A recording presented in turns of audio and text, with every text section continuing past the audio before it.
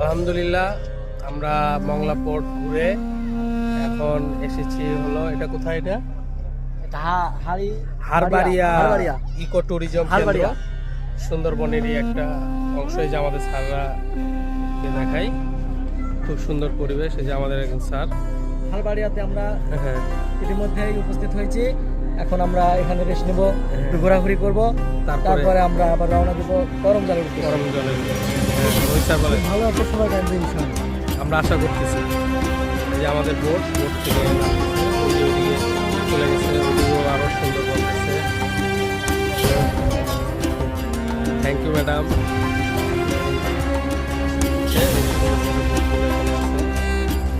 ওইদিকে লাইটার জাহাজে মাল লোড আনলোড হয়। হ্যাঁ, এই যে আমাদের স্যাররা যাচ্ছে।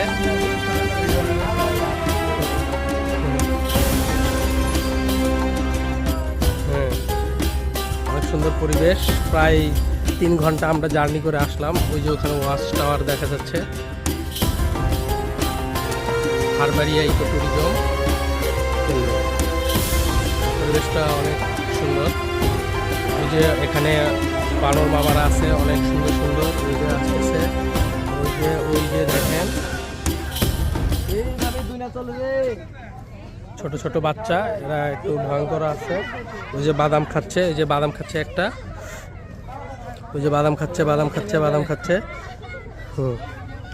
দেখেন ম্যাডাম, হ্যাঁ ওই যে বাদাম খাচ্ছে। ছোট বাবু ভয়ও পাচ্ছে।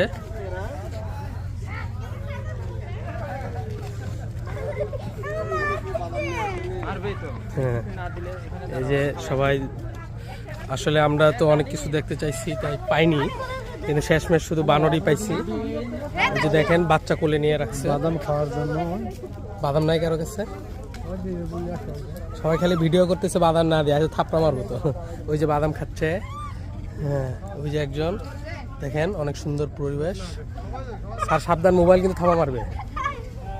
ওই যে দেখেন একটা বিশাল লাইটের বড় জাহাজ যাচ্ছে কসুর নদীর উপর দিয়ে।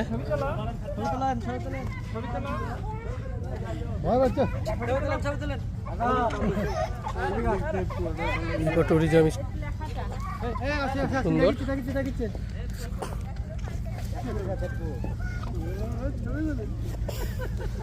স্যার থাপা মারবি কিন্তু না।